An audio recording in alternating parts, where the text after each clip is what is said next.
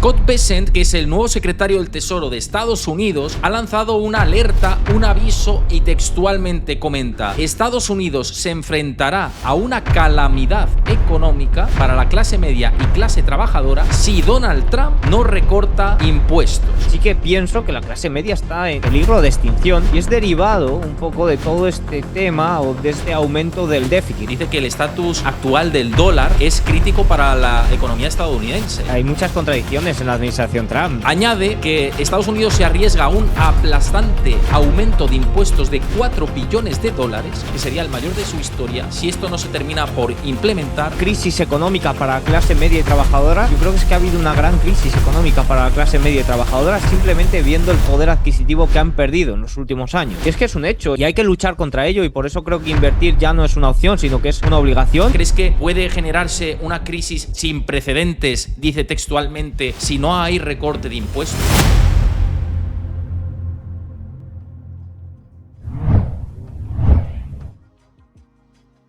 Bueno, y por aquí con nosotros una vez en el canal, como siempre, un placer recibir a Diego Puertas en un día que estamos avanzando hacia esa elección como presidente ya de Donald Trump, esa toma de posesión, el próximo 20 es esa toma de posesión. Y bueno, pues precisamente ha hablado Scott Bessent y lanza un aviso, una advertencia sobre la economía de si no se hace algo que dice en concreto, puede venir una calamidad económica. Lo vamos a analizar todo esto, pero antes, bienvenido por aquí y muchas gracias como siempre por venir aquí a tu casa. Muchas gracias, Héctor. Un placer pasar por aquí en un nuevo año. Creo que llevo viniendo a este canal desde el año 2022, cuando lanzaste, ¿no? 22, ya 3 años, ya, ojo, o sea, nos hacemos mayores aquí.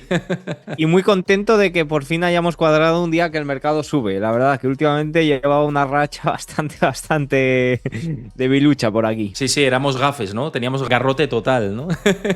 En fin, totalmente. Os recuerdo, antes de comenzar con el análisis, la charla y abordar la información económica, recordaos que si veis esto desde YouTube, la única manera de apoyar este contenido es darle a like. Cuesta muy poco darle a like, ahora os lo hago aquí grande. Darle a like, suscribirse al canal y dejar un comentario es la única manera, ya os digo, de saber que os gusta este contenido y de apoyar el canal. No cuesta nada hacerlo y bueno, pues simplemente recordarlo para aquellos que les gusta las charlas que tengo por aquí, mis análisis propios, etcétera. Bueno, dicho esto, vamos a ir primero a mercados y luego vamos a lo que ha dicho Scott Bessent con esa advertencia sobre la economía y un poco las pretensiones que tiene el nuevo secretario del Tesoro en Estados Unidos y sobre el nuevo mandato de Donald Trump, porque ha dicho cosas muy positivas, pero sí que lanza, se guarda unas en la manga y dice, cuidadito si no hacemos las cosas bien, que puede venir un desastre tremendo. Pero, tema de mercados, decías, justamente está en verde, dato de inflación que en realidad fue en línea, vamos a decir las cosas, o sea, fue en línea la general y la mensual anualizada y la mensual general, y la subyacente sí que estuvo un poquito mejor de lo esperado y eso es lo que los inversores se lo han tomado como, me agarro este clavo ardiendo de que está un poco mejor de lo esperado y entonces, pues, alegría de vivir. Para ti, este movimiento tan sumamente potente al alza de estas últimas sesiones está siendo excesivamente exagerado, porque además está muy pivotado también por los retails, como estamos viendo con esa exposición a bolsa en máximos históricos por parte de los minoristas. ¿Cómo has visto estos movimientos tú? Vale, a ver, si empezamos un poco por lo que ha ido viniendo durante la semana, hay que tener en cuenta que los rendimientos americanos a 20 y 30 años estaban ya en el 5%. El rendimiento americano a 10 años estaba en el 4,8%, es decir, estaba descontando prácticamente ya una tasa neutral, una tasa federal esperada a futuro de más del 3,5%, podríamos decir. O sea, ya estábamos en niveles bastante exigentes. Se estaría descontando incluso un repunte de la inflación. Y al final, lo que hemos tenido esta semana son, primero, un dato de inflación por el lado del productor, que ya es raro que se publique antes que el dato del consumidor. Sí que es cierto que hasta 2018 se publicaba así, pero desde 2018 hasta ahora era muy rara la ocasión. Y vimos un dato que sorprendió, más que para bien, no sorprendió al alza. Es decir, un dato inferior a esperado, pero fue un dato que a mí sinceramente está en línea con la desinflación o con los datos que venimos teniendo los últimos meses. Incluso me atrevería a decir que mirando más en detalle el dato de inflación al productor fue peor que el del mes pasado. El del mes pasado sí que es cierto que saltó más, saltó casi un 0,3, pero los componentes para el deflactor fueron mínimos. Recordemos que el deflactor de inflación que conocimos, el último dato, era de un 0,11 el general y 0,13 el subyacente. Es decir, aunque el dato de inflación por el productor productor saltó más, los componentes importantes sí que es cierto que se mantuvieron muy a raya. Algo que no ha pasado ahora, y sí que es cierto que estos componentes hay ligeros saltos. De hecho, se espera un deflactor de alrededor del 0,2%, ¿no? Casi el doble del mes pasado. Del mes pasado, sí. Eso ya produjo un movimiento más fuerte y luego tuvimos el dato de inflación al consumidor. Había un 80% de probabilidades de que saliera en línea o inferior, ya viendo el dato al productor. Y oye, pues el dato del consumidor salió, dato general, línea con las estimaciones, y el subyacente sí que es cierto que algo inferior. Pero vamos, tampoco nada del otro mundo. Yo creo que estamos viendo claramente la inflación de servicios está pegajosa, está por encima de los objetivos, ampliamente por encima de los objetivos. Sigue ahí siendo un poco el gran lastre, pero por devolver la inflación de los servicios al objetivo, pues lleva bastante tiempo, las cosas como son. Y ahora sí que es cierto que estamos viendo cómo los bienes y cómo la energía vuelven a repuntar y ya no restan, sino que suman. Poco, pero suman. Aquí sí que es cierto que hay que poner un poco la señal de alarma con el repunte del precio del petróleo, con ciertos repuntes o tensiones al alza que puedan venir por el lado de la gasolina. Y luego el dato de ventas minoristas, que creo que también fue importante, de ayer, pues más o menos fue mixto. Es decir, hemos tenido una explosión alcista derivada más bien porque los rendimientos estaban muy arriba. Es decir, los rendimientos, la volatilidad estaban bastante arriba, y a nada que los datos han sido en línea con lo esperado, pues oye, han corregido un poco, han permitido que la volatilidad implícita caiga y hemos visto estos repuntes por el lado de la renta variable. Sí que es cierto que bajo el capó el movimiento de la renta variable es bastante buena. De hecho, estoy observando que hoy ya es el quinto día de buena amplitud en el S&P 500, una amplitud bastante sólida, y no se veían 5 días, aún queda mucho de hoy, pero no se ven 5 días consecutivos de tan buena amplitud desde noviembre. Es decir, a inicios de diciembre estábamos observando que el mercado aguantaba, el S&P 500 y el Nasdaq, mientras que la amplitud se quedaba muy rezagada. Y ahora, por ejemplo, ayer vimos un poco lo contrario. Veíamos que el mercado se quedaba rezagado, lastrado sobre todo por las grandes, y la amplitud era bastante positiva. Al final la amplitud es un poco lo que está bajo el capó, y sí que es cierto que a nada que hoy, como hoy, que los 7 magníficos den cierto tirón, pues oye, vemos este gran movimiento. Recuperar los 6.000 puntos en el SP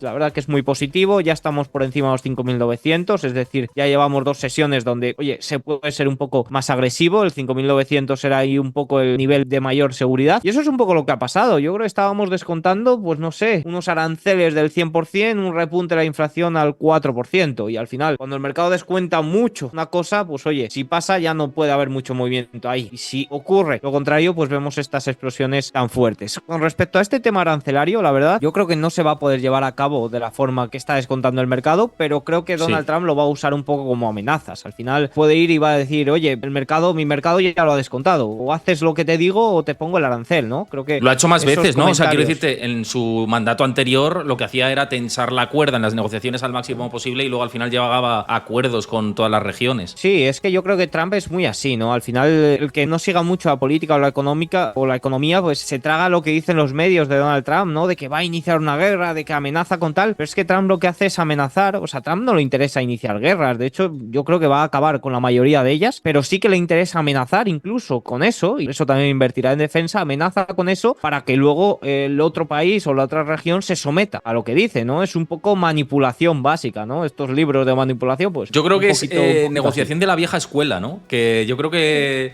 los negociadores españoles antiguos también eran eso, ¿no? De te amenazo con romper el contrato, te amenazo con no sé qué, tal, no sé qué, y al final luego llegas a buen puerto. Me parece que es como, no es la negociación amable que en muchos casos que se lleva ahora o que está más de moda, es la negociación de la vieja escuela de voy a ir a lo grueso, pero no me interesa que salga el peor escenario, me interesa que salga el mejor escenario, pero para eso te voy a amenazar con lo peor de lo peor. Yo creo que ese es ese estilo, claro, de Trump, ¿no? Sí, o sea, al final es un 25%, como decía, ¿no?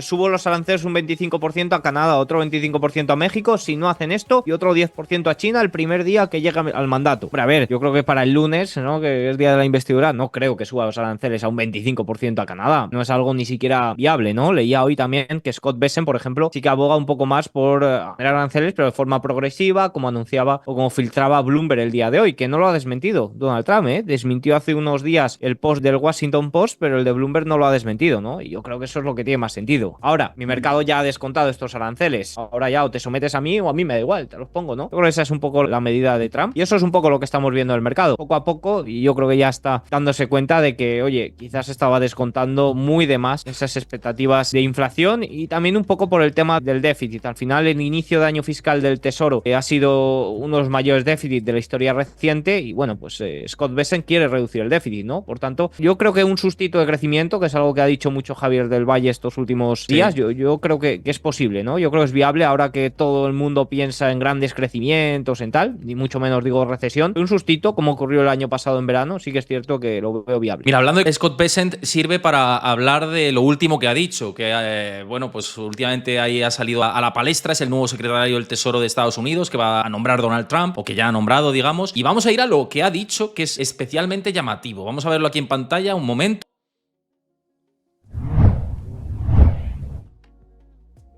Claro, porque el Scott Bessent, que es el nuevo secretario del Tesoro de Estados Unidos, ha lanzado una alerta, un aviso y textualmente comenta: Estados Unidos se enfrentará a una calamidad económica para la clase media y clase trabajadora si Donald Trump no recorta impuestos. Esto es textualmente lo que dice y ahora vamos a ir palabra por palabra y vamos a comentar lo que dice. Pero yo sé que lo has analizado en tu newsletter también, pero en tono grueso o en tono, digamos, de analizar lo general de Scott Bessent y este titular, ¿qué te parece? ¿Crees que lleva razón? ¿Crees que puede generarse una crisis sin precedentes, dice textualmente, si no hay recorte de impuestos? A ver, es que es un hombre que sabe mucho del mercado, es un hombre que está muy preocupado por la deuda estadounidense. Y textualmente eso de crisis económica para la clase media y trabajadora, yo creo que es que ha habido una gran crisis económica para la clase media y trabajadora simplemente viendo el poder adquisitivo que han perdido en los últimos años. Es decir, creo que sí, creo que aunque no haya habido una recesión en términos económicos o en términos generales, sí que pienso que la clase media está en peligro de extinción y es derivado un poco de todo este tema o de de este aumento del déficit, ¿no? Que si no hubiera habido este aumento del déficit, quizás hubiera sido muchísimo peor, pero la consecuencia de esto es el poder adquisitivo de la clase media y trabajadora, específicamente, que es lo que dijo. Por tanto,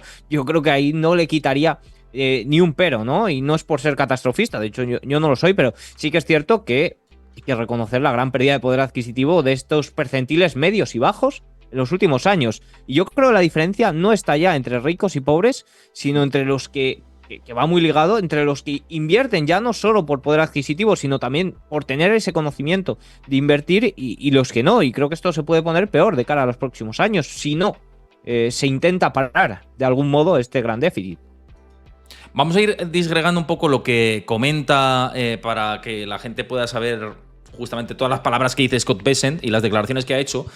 Y dice textualmente, lo que decía antes en el titular: los estadounidenses se enfrentarán a una calamidad económica sin precedentes que podría costar al dólar su estatus como moneda de reserva mundial si el Congreso no renueva los recortes de impuestos de 2017 del presidente electo Donald Trump.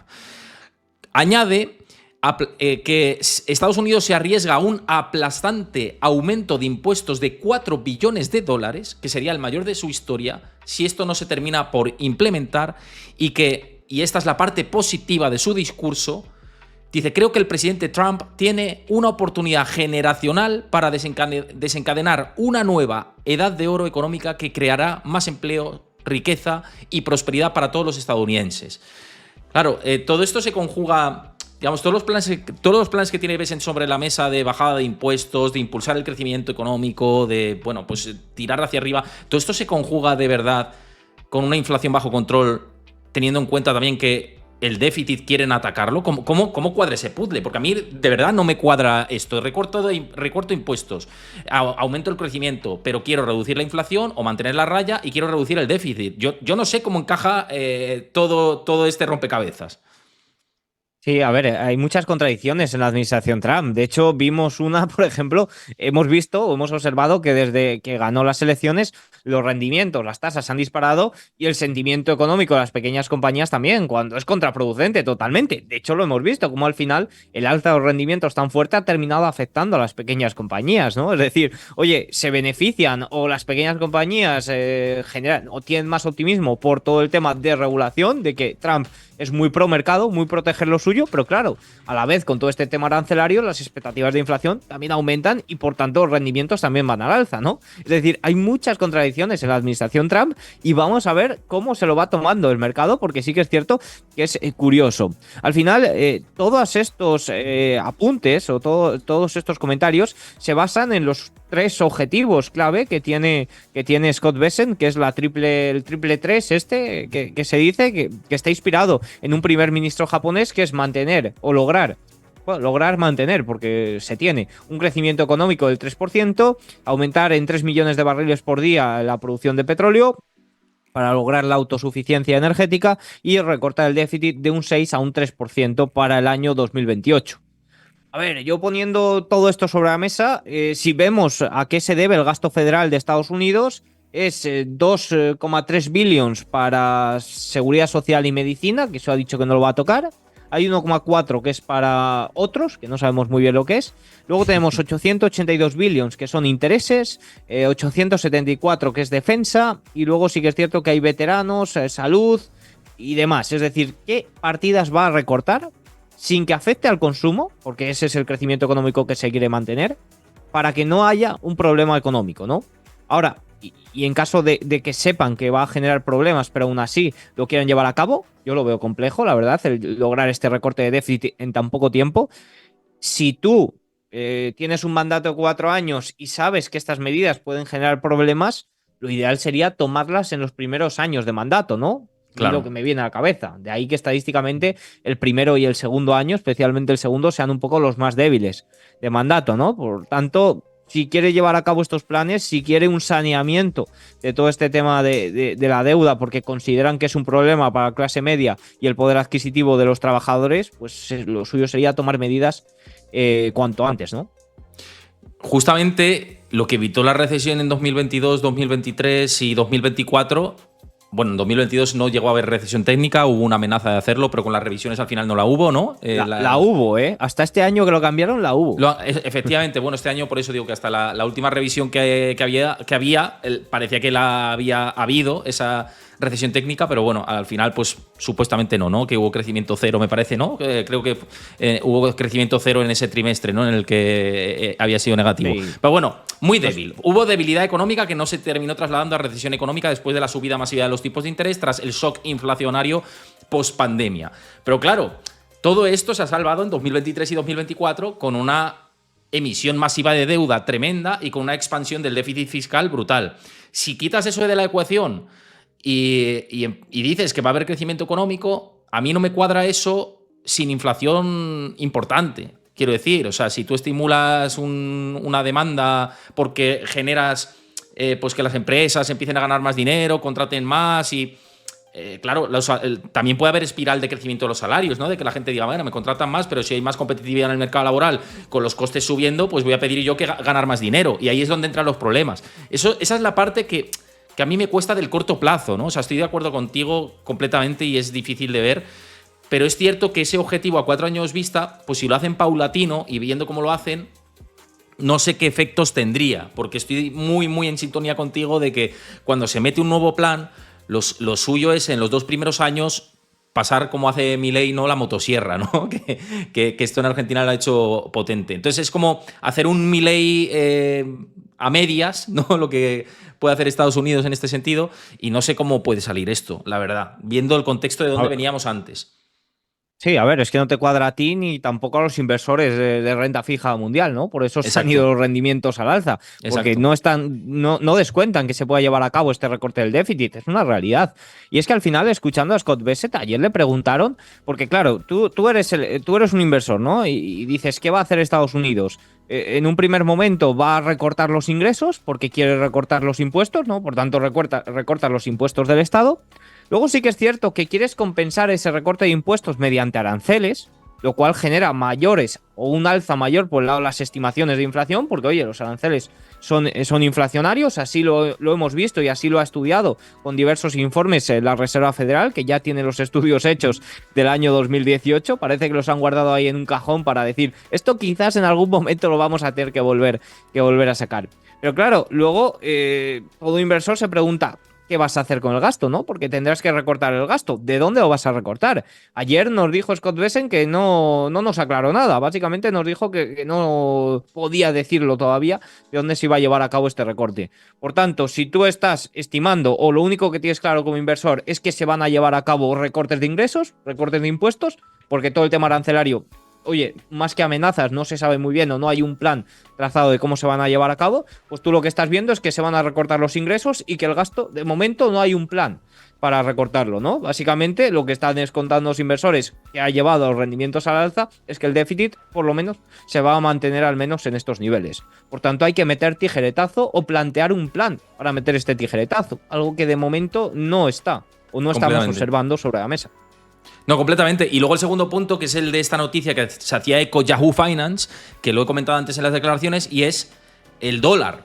Y que el dólar ya hemos visto que se ha disparado, es algo que ni gusta a Bessent, ni a Vance, ni a Trump, yo creo que a nadie de la administración ahora mismo nueva de Estados Unidos. Y dice que el estatus actual del dólar es crítico para la economía estadounidense, tener un dólar tan sumamente fuerte y que como se encarezca, pues esto puede traer problemas porque afecta a la economía global y la economía global revierte sobre el inversor estadounidense y sobre la economía estadounidense en particular.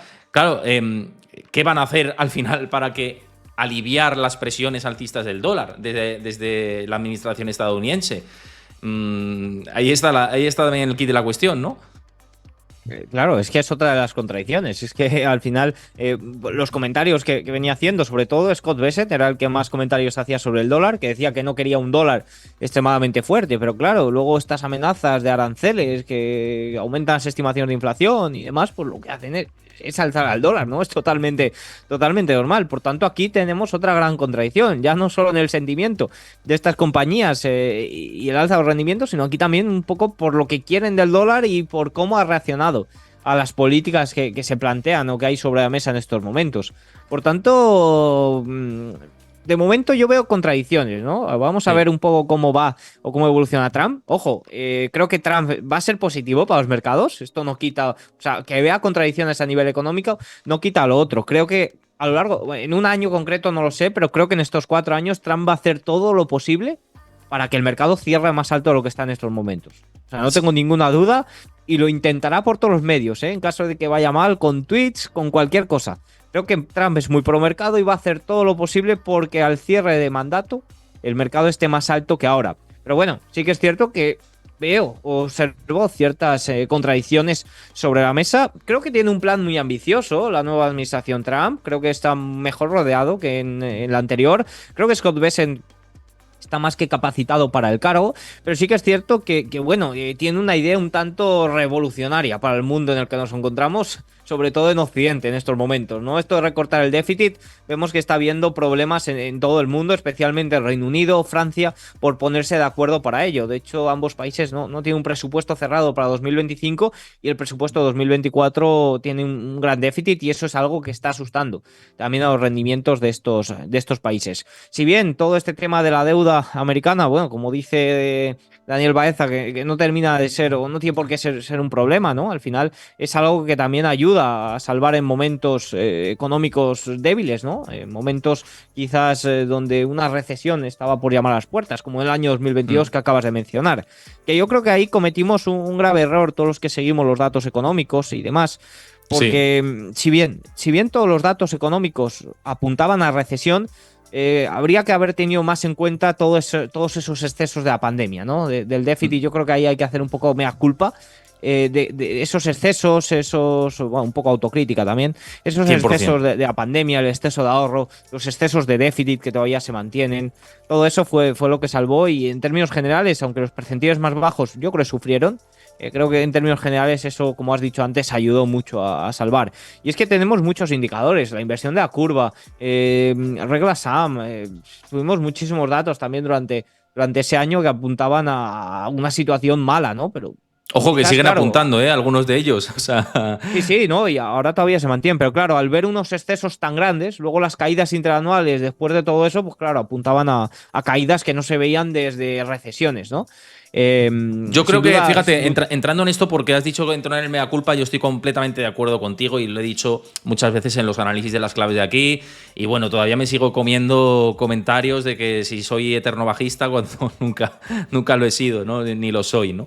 Pero es verdad, ¿no? Que nos hemos equivocado en calibrar todo esto. No supimos medir muy bien el efecto de la emisión tremendísima de deuda, en especial de letras del Tesoro que hizo la administración Biden y que ha salvado todo esto, ni tampoco de el aparato del Estado, cómo ha metido la zarpa en el mercado laboral. Porque si no hubiera metido la zarpa el Estado, tanto la zarpa en el mercado laboral, tendríamos recesión clarísima y aumento del desempleo, porque las empresas, en especial las pequeñas y medianas empresas de Estados Unidos, han estado muy penalizadas en este tiempo con la subida de los tipos de interés, muchas de ellas sufriendo mucho. Y otra cosa, si la Reserva Federal no interviene con la crisis de la banca regional, la que se lía es la de Dios. Es la de Dios. Seguro. Eso lo tengo yo clarísimo. O sea, en marzo de 2023 se salvó eso. Y que vamos, que aunque no haya habido una recesión en términos normales, que se mire es que ha habido más bolsillo, empobrecimiento, ¿no? si es que lo has dicho antes, se ha aumentado la brecha de pobreza entre los más ricos y los más pobres. Entonces,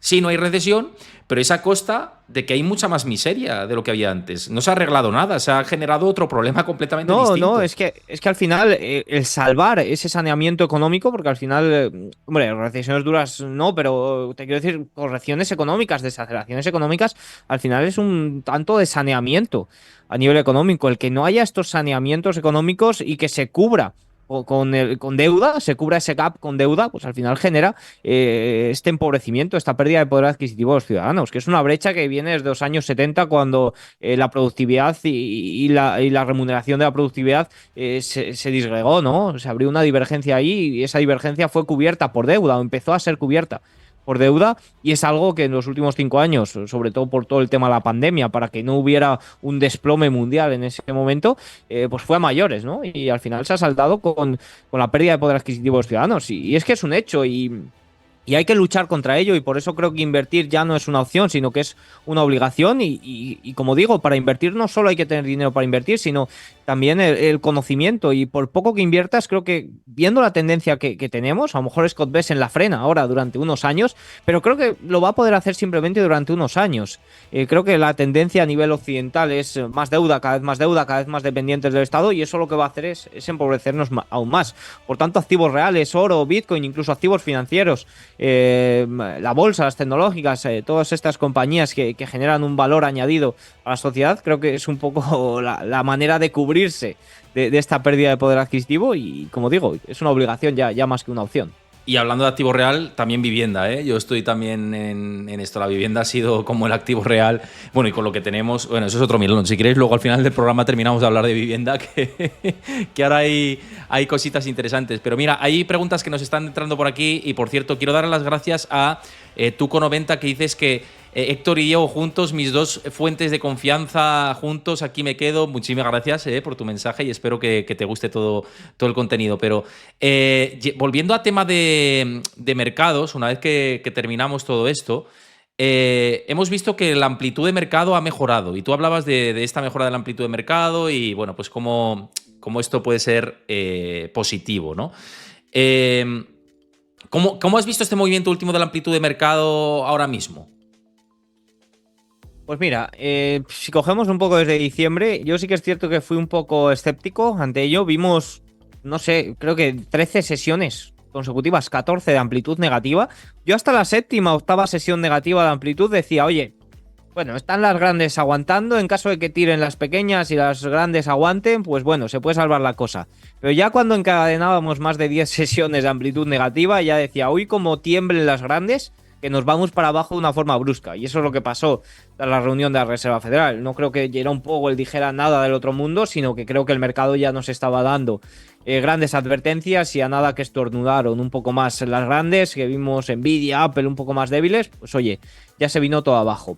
Y últimamente, sobre todo ahora, estoy un poco más positivo, porque estamos viendo 4 o 5 sesiones muy buenas. Ya se recuperó en el S&P 500 el nivel de 5.900, que era un poco el volatility tiger, un poco el cambio de gama negativa a gama positiva durante estas últimas sesiones. Y oye, 5 sesiones consecutivas de amplitud, aunque las grandes no hayan tirado ayer, es positivo bajo el capó, ¿no? Entonces, a poco que las grandes tiren, que ya llevan una corrección importante, Apple creo que se ha dejado más de un 12, pues oye, punto positivo. Creo que estamos más bien en mercados laterales ahora en este momento. Creo que, oye, es complicado que tengamos otro año de más de un 20% de retorno. Ya van 2 años consecutivos y bueno, no vendría mal cierta pausa.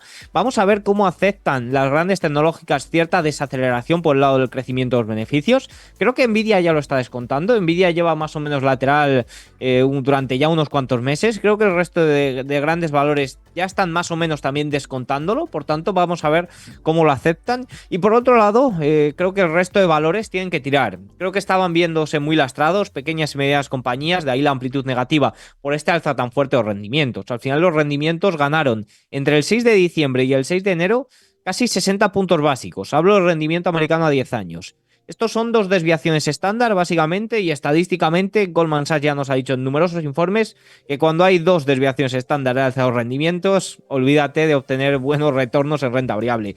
Y es que es totalmente normal, porque oye, si el bono a 10, 20 años te está pagando casi un 5%, ¿a dónde vas tú a jugarte en la renta variable, no? Eso es lo que probablemente estén pensando muchos, y al final afecta por un lado a la renta variable general de esa forma y por el otro lado a las pequeñas compañías de que, oye, se les endurece mucho la financiación. De hecho, el indicador de condiciones financieras ha estado a punto de pasar a situación más débil, ¿no? Pero bueno, sí, es verdad, había pasado bastante positivo bien. y está ahora otra vez tanteando con pasar a posición más débil. Sí, sí.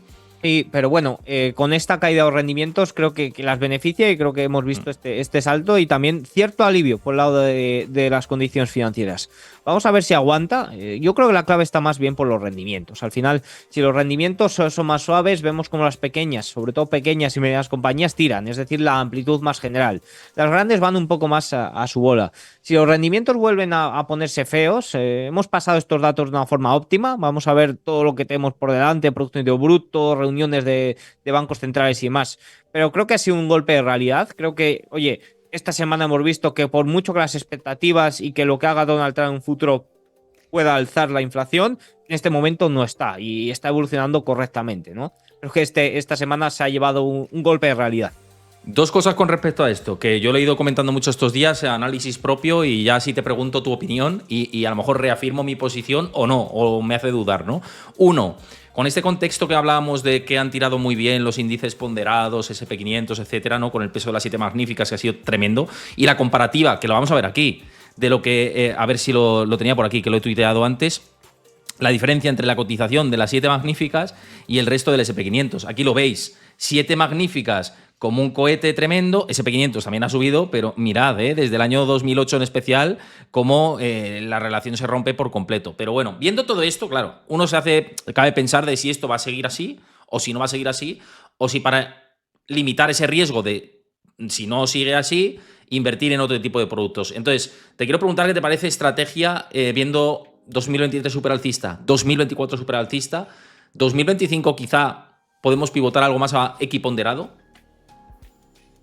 Sí, yo estoy pivotando, sobre todo llevo desde junio del año pasado, que está más o menos en positivo, mayo, junio, buscando pequeñas compañías. Creo que el Russell 2000 está bastante rezagado, creo que caída de los rendimientos es lo que va a beneficiar. Y oye, cuanto más alza pilles los rendimientos para entrar, ¿no? Sobre todo abril del año pasado también fue un momento oportuno, creo que por ahí podemos tirar. Y creo que el equiponderado también. De hecho, últimamente yo que solía llevar mucho de esto típico del ahorro en indexado, ¿no? Yo llevaba mucho, en vez del S&P 500 yo iba a Nasdaq, ahí a lo duro, digo, soy joven, ya esto lo inicié hace tiempo, soy joven tal. Y últimamente también digo, oye, pues para equilibrar un poco la posible volatilidad por ahí y viendo un poco la situación, quizás un equiponderado, un S&P 500 equiponderado, pues podría venir bastante bien. Por tanto, sí que lo veo óptimo. Creo que está el entorno para ello. Ni mucho menos dar la espalda del todo, como digo, a las 7 magníficas. Creo que los 7 magníficos son los únicos en este momento que te pueden presentar unos resultados de la leche en cualquier momento. Vimos a Google, por ejemplo, en diciembre ahí cuando sacó todo el tema cuántico y cómo sorprendió y cómo gustó al mercado, que por cierto, gran guantazo se han llevado ahora las cuánticas, pero bueno, eso ya es otro tema. Pero vamos, que estos anuncios grandes, estas compañías son las únicas que lo pueden llevar a cabo. No las daría espalda, ni mucho menos, pero oye, sí que pienso que ahora mismo un S&P 500, un Nasdaq ponderado por capitalización es mucho más vulnerable a la volatilidad de estos valores, que depende mucho de estos valores que tienen que de una forma u otra desacelerar su crecimiento, no porque yo lo diga ni porque lo quiera, que por mí, si por mí fuera, Nvidia que se estuviera creciendo a triple dígito de forma constante, pero es que no puede ya, que no puede, en algún momento tiene que pegar cierto frenazo, ¿no? Por tanto, eso debería de venir ligado con cierto bajón del retorno que pueden ofrecer. Por tanto, creo que puede ser interesante un poco esa estrategia de mirar medianas, pequeñas compañías, un S&P 600, por ejemplo, el Russell 2000 tiene mucha paja, la verdad, tiene muchas compañías de mierda, con perdón, pero un S&P 600 tiene compañías pequeñas de calidad, un S&P 400 también, la verdad, equiponderado, como digo, para equilibrar un poco riesgo, volatilidad, creo que pueden ser interesantes. Soy optimista, soy alcista, creo que puede ser un año positivo, pero sí que es cierto que pienso que, oye, otro año de un 20% arriba para el índice general, quizás complicado. Sí. Oye, nos vamos a quedar con todo esto. Hoy el programa un poquito más corto, pero ahí tengo unas urgencias que resolver. Muchísimas gracias a todos. A Diego Puertas, por supuesto, también, que está en su casa. Que paséis muy buen fin de semana. Pronto os anuncio la parrilla de la próxima semana. Dejad vuestro like si lo veis desde YouTube y vuestro comentario, y suscribiros al canal si no lo conocíais. Y espero que os haya gustado toda esta conversación, este análisis, esta información que hemos trasladado hoy. Nos vemos el lunes, 5 de la tarde, hora española, por aquí en Twitch. Un abrazo a todos. Chao. Adiós, gracias.